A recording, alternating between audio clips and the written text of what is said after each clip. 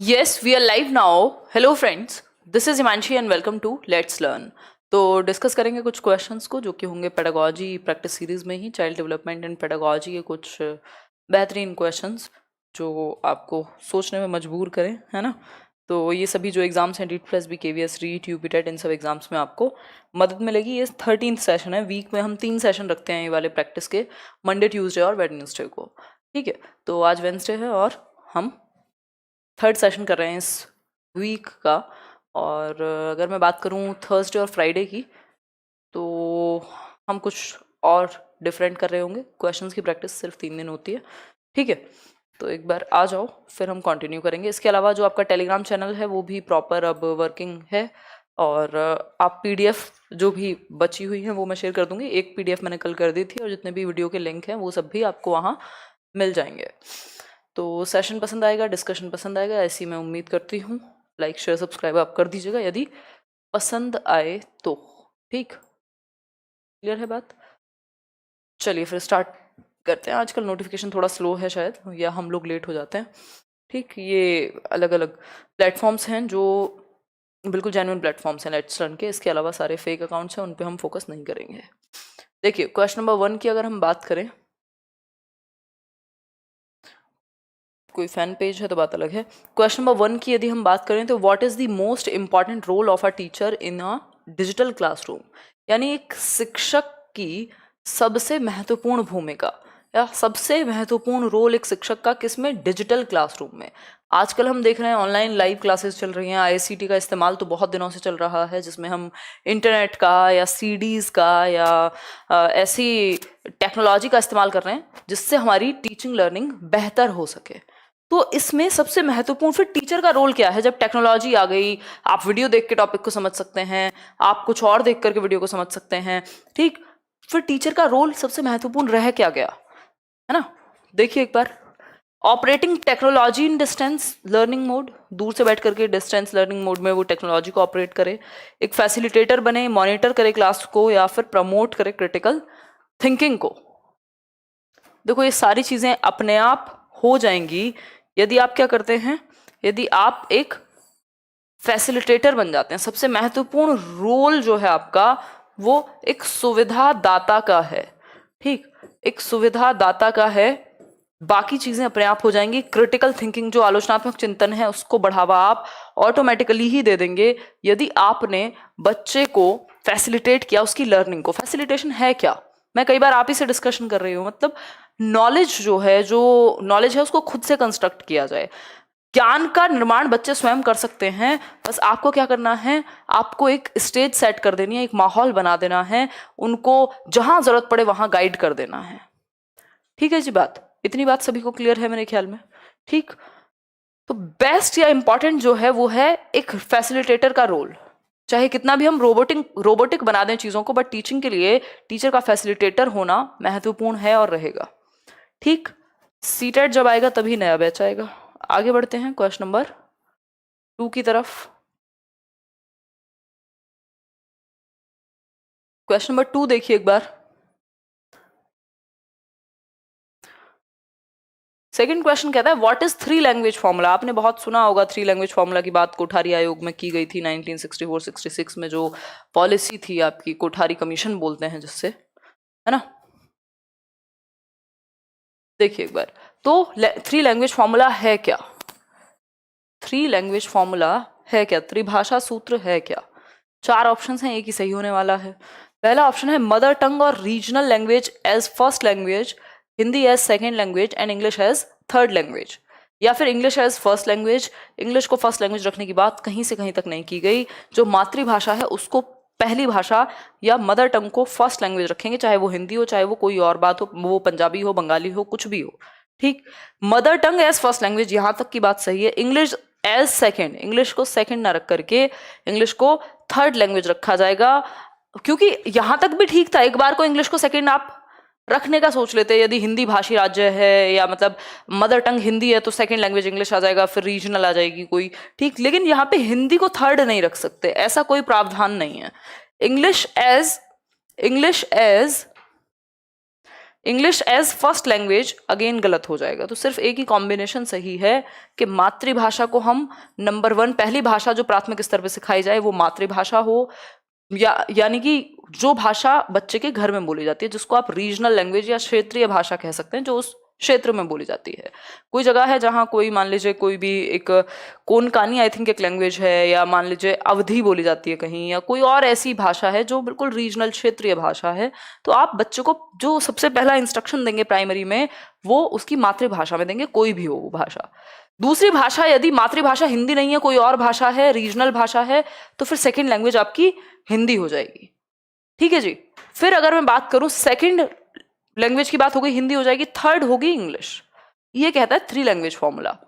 3 language formula क्या कह रहा है एक बार फिर से समझ लेते हैं। ए ऑप्शन सही है यहाँ, उसको समझने में कोई भी दिक्कत परेशानी आपको होनी नहीं चाहिए। ठीक, 3 लैंग्वेज फॉर्मूला की यदि हम बात कर रहे हैं, कोठारी आयोग, कोठारी कमीशन ने दिया था, त्रिभाषा सूत्र कह देते हैं इसको, एनसीएफ में भी इसकी बात हुई है, इसको लागू करने की, इंपॉर्टेंट हो जाता है सभी एग्जाम की दृष्टि से। 3 भाषाएं प्राथमिक स्तर पर पढ़ाई जाएं। पहली है मदर टंग, जिसको एमटी कह सकते हैं, ये पंजाबी हो सकती है,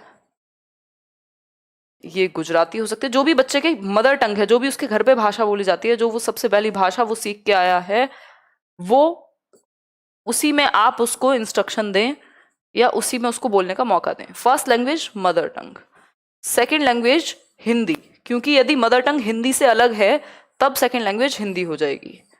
ठीक, फिर थर्ड है आपकी इंग्लिश। ठीक, ये नॉर्मल केस है जब हिंदी भाषी राज्य नहीं है।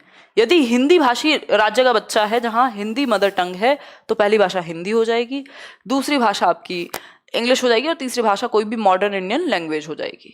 ठीक है, ये एक बात है। जो 22 भाषाएं हैं उनमें से कोई एक। आगे बढ़ें थर्ड क्वेश्चन की तरफ। थर्ड क्वेश्चन देखिए, who gave this definition of multimedia. एक डेफिनेशन दी हुई है मल्टीमीडिया की, आजकल ऐसे मिक्स्ड क्वेश्चंस भी आ जाते हैं। It is characterized by the presence of text, यानी टेक्स्ट भी है जिसमें, पिक्चर्स भी है, साउंड भी है, एनिमेशन भी है जो आप कार्टून वगैरह में देखते हैं, and video some or all which are organized into some coherent program. ये क्या है, एक परिभाषा दी है किसी व्यक्ति ने। बिल्कुल, ये क्या है, परिभाषा दी है किसी व्यक्ति ने, और वो कौन व्यक्ति है ये पूछा है हमसे। फटाफट से आंसर करो जल्दी। सिंपल है, सिंपल क्या है, ये तो फैक्चुअल है भाई, या तो पता है या तो नहीं पता है, तुक्के में भी ठीक हुआ तो हुआ, नहीं तो नहीं। अगर नेगेटिव मार्किंग है तो ऐसे क्वेश्चन छोड़ दीजिएगा, क्योंकि तुक्के में गलत होगा, बेकार में नुकसान हो जाएगा आपका, क्योंकि आपने जब पढ़ा ही नहीं कभी, ये तो तुक्के वाली ही बात है, आप सारी डेफिनेशन याद करके जा भी नहीं सकते। What is the origin of the word mathematics. Mathematics की जो उत्पत्ति आप देख रहे हो, आप बाकी सब्जेक्ट की पेडागोजी भी पेडागोजी के टॉपिक में ही पूछी जाने लगी है, स्पेशली D+B के अंदर तो ये काम चल रहा है। क्वेश्चंस आने लग गए आपके इंग्लिश के भी, इंग्लिश पेडागोजी के भी, EVS के भी, हिंदी के भी, SST के भी, मैथ्स के भी, किसमें, चाइल्ड डेवलपमेंट एंड पेडागोजी के 100 नंबर में ही। मूड ऑफ नहीं है, तबीयत थोड़ी सी ढीली है प्रिया। देखो एक बार, व्हाट इज दी, मैं इवन सो भी गई थी 5 मिनट के लिए, बट मुझे छुट्टी करनी नहीं है आजकल। ठीक, what is the origin of the word mathematics, यानी गणित की जो उत्पत्ति है वो किस शब्द से हुई है, जो गणित शब्द है वो कहां से आया है, ये बता दीजिए फटाफट से, आंसर कीजिए।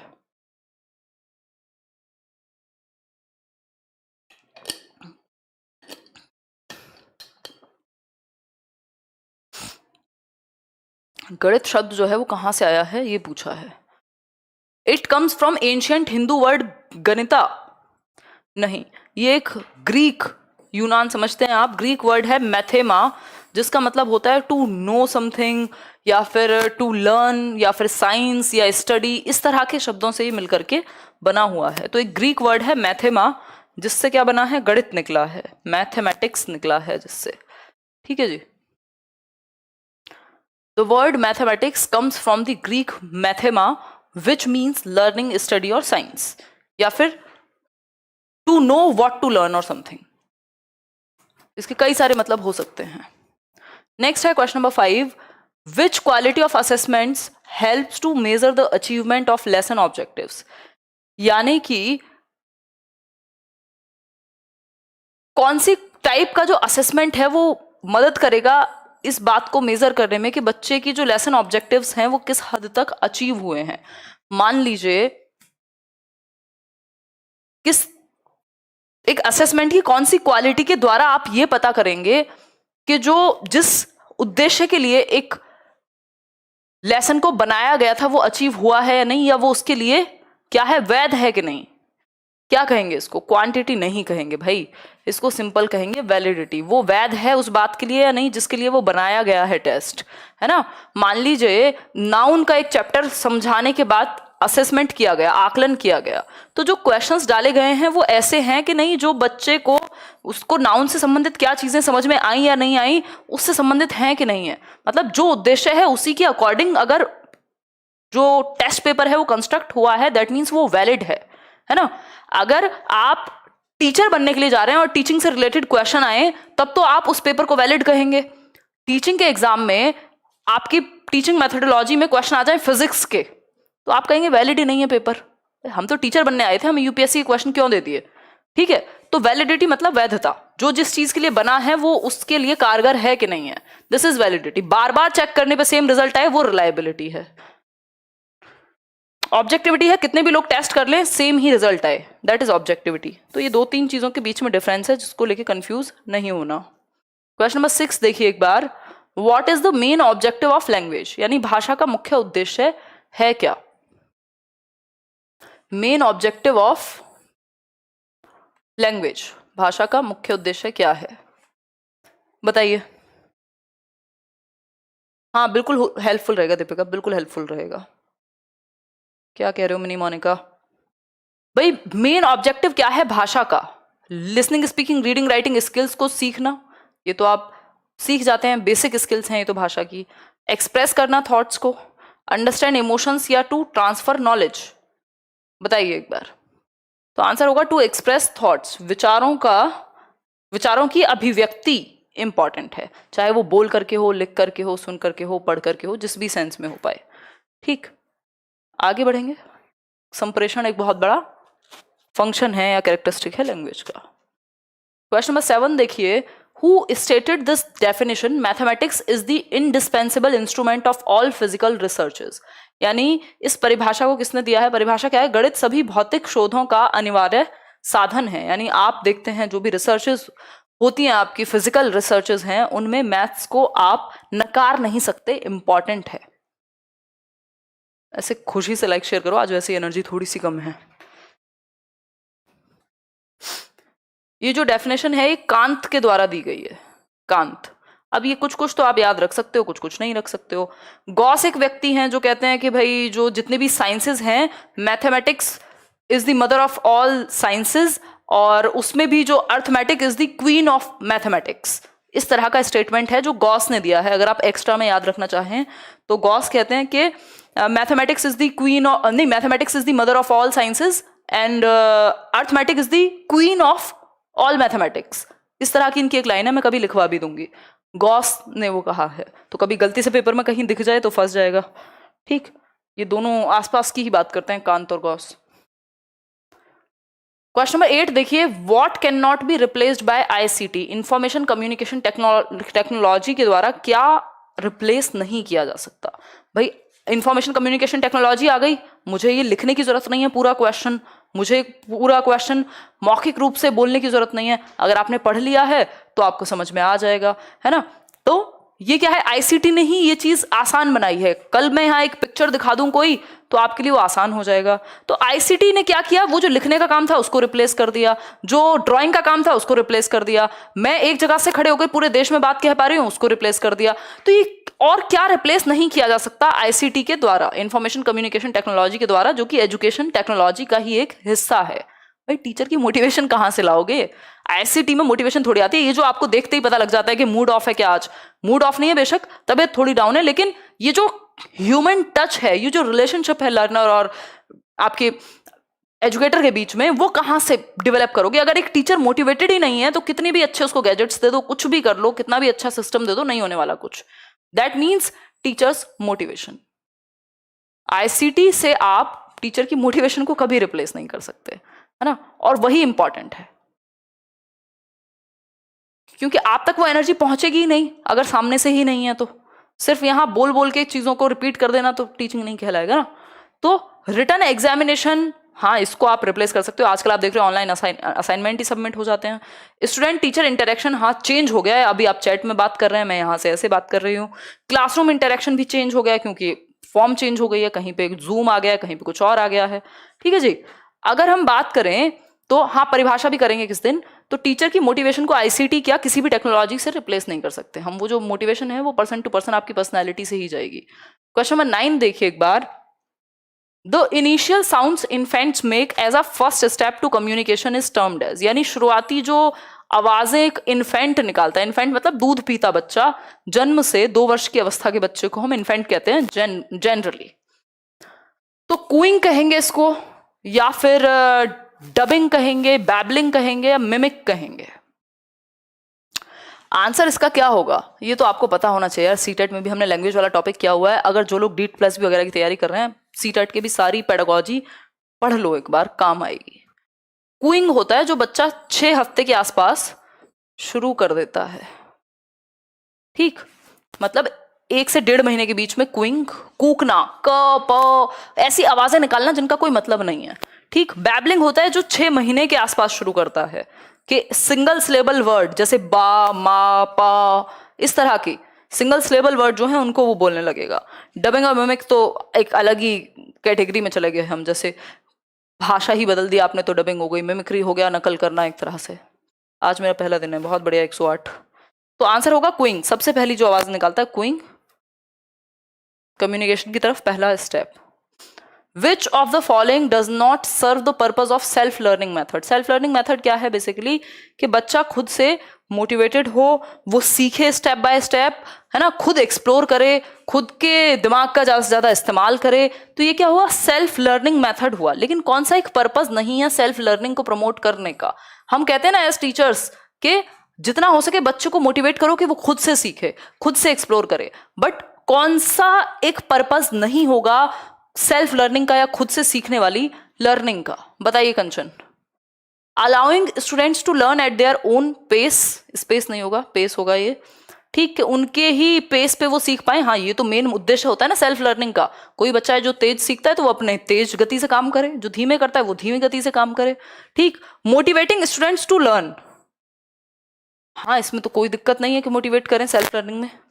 Discouraging teachers from teaching in the class, ये खतरनाक है भाई। सेल्फ लर्निंग का मतलब ये थोड़ी कि टीचर सिखाना बंद कर देगा या टीचर का कोई रोल नहीं बचेगा।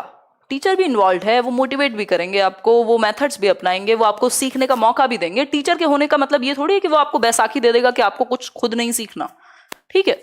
तो ये ऐसा नहीं है कि डिस्करेज करना टीचर्स को कि पढ़ाना ही नहीं है क्लास में, क्योंकि बच्चे तो खुद ही सीखेंगे, ये गलत कथन है। फिर है to develop higher order thinking skills among learners, ये तो बिल्कुल प्रमोट करना है ना। जब आप खुद से एक समस्या का सामना करते हैं, फिर खुद सॉल्व करते हैं, फिर आप उसको नीचे से लेके लोअर ऑर्डर से लेकर के हायर ऑर्डर तक लेकर के जाते हैं, कॉम्प्लेक्स चीजें भी आपके दिमाग में बननी शुरू हो जाती हैं जब एक प्रॉब्लम के साथ आप दिन और रात रहते हैं तो, ठीक है। तो सेल्फ लर्निंग में ऐसा तो होगा कि आपकी क्रिटिकल थिंकिंग या हायर ऑर्डर थिंकिंग स्किल्स, जैसे कि आपका एनालिसिस, सिंथेसिस, जो ब्लूम के ऊपर वाले टर्म्स है ना, इवैल्यूएशन, ये सब डेवलप होते हैं। फिर जब आप खुद से लर्न करते हैं तो आपको खुद ही देखना होता है कि आप गलती कर रहे हैं तो कहाँ कर रहे हैं, सही करेंगे तो कैसे करेंगे, बेहतर कैसे कर सकते थे। ये सब सेल्फ लर्निंग का ही तो पार्ट है भाई। कल आपका एग्जाम अगर क्लियर नहीं होता है, चाहे वो सीटेट हो, चाहे वो केवीएस हो, चाहे वो डीट प्लस भी हो, चाहे वो रीट हो, तो आपको कोई और थोड़ी आके बताएगा कि यहाँ गलती हुई थी। हो सकता है बताए भी तो ठीक ना बताए। आपको सेल्फ लर्निंग का ही मोड है ना, ये आपको खुद ही डिसाइड करना है किस टीचर से पढ़ना है, कौन सी बुक से पढ़ना है, प्रीवियस ईयर कितनी बार करना है, दिक्कत हुई तो कहाँ हुई, ये सब आपको खुद एनालाइज करना है, सेल्फ लर्निंग है, ठीक। लेकिन इसका मतलब ये नहीं है कि टीचर्स पढ़ा नहीं रहे, उनका रोल एज इट इज है। What should a teacher do to improve communication of students, teacher करे क्या बच्चों के अंदर जो संप्रेषण है, जो उनका कम्युनिकेशन है, उसको बेहतर बनाने के लिए शिक्षक को क्या करना चाहिए, ये पूछा है। पहला ऑप्शन आपके सामने है, make them practice giving speeches, उनको स्पीच भाषण देने का अभ्यास कराया जाए। या फिर अगर मैं बात करूं तो make them practice listening skills, उनको सुनने के जो कौशल है उसकी प्रैक्टिस कराई जाए। Encourage them to write their experiences in their own words, या फिर show videos of communication patterns, यानी उनको वीडियोस दिखाओ आप कम्युनिकेशन के पैटर्न की कि कैसे काम करता है। कोई कह रहा है आपका वीडियो क्यों रुक रहा है? नहीं, वीडियो तो नहीं रुक रहा, यहां से तो चीजें एकदम फर्स्ट क्लास हैं। ठीक है, देखो एक बार, बहुत बढ़िया।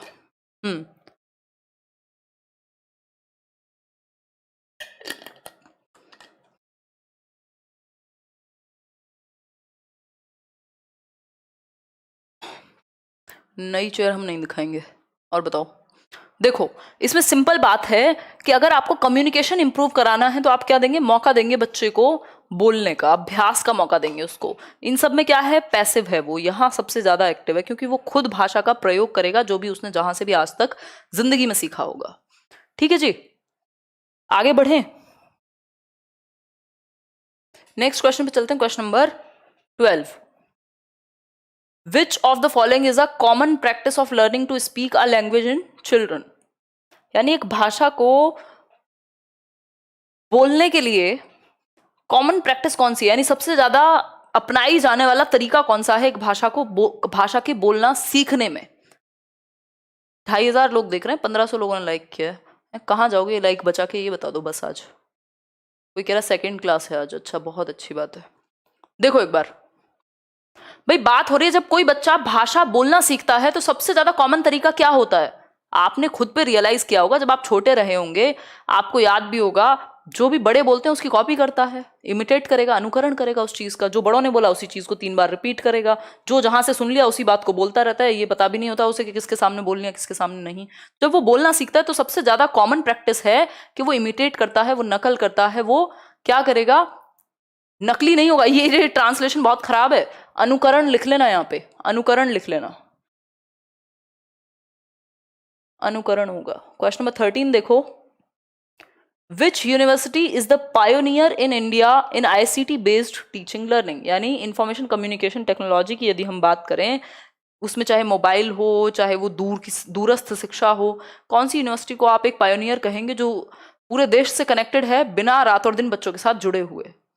तो यहाँ सीधा आंसर जाएगा इग्नू, सीधा आंसर जाएगा इग्नू। आप देखते ही हैं कि एक ओपन यूनिवर्सिटी है जो कोऑर्डिनेट करती है अपने मेल्स के थ्रू, अपने ऑनलाइन असाइनमेंट्स के थ्रू, और भी बहुत सारी टेक्नोलॉजी का यूज यहाँ पे किया जाता है। इतने सारे बच्चे एनरोल्ड हैं, डेली तो मिल नहीं रहे, तो ये रेगुलर से हटके है, इसलिए यहाँ पे आंसर ये आ गया। क्वेश्चन नंबर 14 देखिए, what is threatening someone online known as?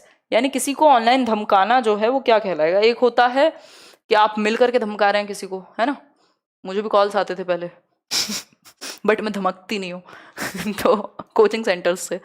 तो what is threatening someone online known as? यानी कि किसी को ऑनलाइन थ्रेटन करना, जैसे मेल हो गया या कमेंट्स में कई लोग होते हैं, तो ये अपने आप में ना एक क्राइम है जिसको साइबर क्राइम कहते हैं, और इसको एग्जैक्ट वर्ड है साइबर बुलिंग। इसको कहते हैं साइबर बुलिंग, साइबर बुलिंग कहते हैं इसको। मतलब आप बुली कर रहे हैं, किसी को परेशान कर रहे हैं ऑनलाइन माध्यम में, क्योंकि आपकी ईमेल आईडी या आपका जो नाम है वो सही, आपने झूठे नाम से फेक आईडी बना ली और आप किसी को गाली दे रहे हैं, है ना। ये क्या है? साइबर बुलिंग में आता है। आजकल बहुत ज़्यादा एक्टिव है जो हमारा सिस्टम है, जो कानून है, जो पुलिस है, इस चीज़ को लेकर के अगर कंप्लेंट हो जाए तो आपको घर से उठा लिया जाएगा। मतलब क्या है कि वो आईडीज़ वगैरह सारी निकाल ली जाती हैं और पता कर लिया जाता है कि कहाँ से कौन बैठ करके क्या कर रहा है, अगर कोई गलत चीज़ है, क्राइम है तो, है ना। तो ये साइबर बुलिंग कहलाता है, ऑनलाइन किसी को धमकाना।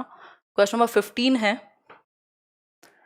क्वेश्चन नंबर 15 है, which of the following can have a significant impact on the social competence of an adolescent? यानी एक किशोरावस्था के बच्चे की, यदि हम, किशोरावस्था का बच्चा नहीं होता, किशोरी कहते हैं उसको, ठीक है, क्या कहते हैं उसको? किशोरी कहते हैं। यानी 12 से 18 वर्ष का, 19 वर्ष का एक आपका किशोरावस्था का एक एडोलसेंट होगा। विच ऑफ द फॉलोइंग, क्योंकि ना तो किशोरावस्था में बच्चा कहेंगे आप एक व्यक्ति को और ना ही अडल्ट कहेंगे, वो बीच की स्थिति है, वो किशोरी या किशोर है, ठीक है। अगर हम बात करें विच of the following can have a significant impact on the social competence, यानी सामाजिक जो प्रतिस्पर्धा कह लीजिए आप इसको, या एक भूमिका है, उस चीज पे प्रभाव पड़ेगा किस एक पॉइंट का एडोलसेंट्स के अंदर, कि बच्चा सोशलाइज अच्छा करेगा बुरा करेगा, कैसे प्रभावित होगा उसका social competence? Relationship with parents, reasoning in classroom, response to situations या रिक्रिएशनल एक्टिविटीज। जो सोशल कॉम्पिटेंस है वो यहां प्रभावित किससे होगा?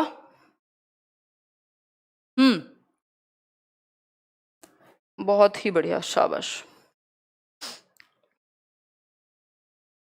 सब अपनी मर्जी से आंसर कर रहे हैं। देखो, ये होगा रिलेशनशिप विद पेरेंट्स, यानी जो उसके माता पिता के साथ उसका संबंध है, वैसा जो घर में माहौल है वो बाहर भी उसको इम्पैक्ट करेगा, उसके सोशल रिलेशनशिप्स को इम्पैक्ट करेगा। आगे बढ़ेंगे। आज हमें सिर्फ 15 क्वेश्चन ही करने थे, थोड़ी ढीली हालत रही, बट ठीक है, समहाउ मैनेज हो गया। लाइक शेयर आप कर दीजिएगा अगर ना किया हो। आउट ऑफ 15 कितने ठीक हुए हैं ये आप कमेंट सेक्शन में ज़रूर बता दीजिएगा, ठीक है। और कल क्या करेंगे? कल लेट्स सी, कल का कल ही बताएंगे, है ना, कल का कल ही बताएंगे। चलिए फिर आज के लिए इतना ही। कोई कह रहा है आपका ऑनलाइन कोर्स कहाँ से परचेज करें? देखो, अभी पेडागोजी बैच अवेलेबल नहीं है, उसके एडमिशन्स क्लोज्ड हैं। अगर एक ही तरीका है एनरोल करने का कि आप D2+B PRT वाला बैच ले लें, जिसमें पूरी पेडागोजी आपकी कवर हो जाएगी, अगर सिर्फ पेडागोजी पढ़ना है तो, है ना, क्योंकि पेडागोजी वाला बैच अभी कब आएगा कोई आइडिया नहीं है, मैं कम क्लासेस ले रही हूँ आजकल।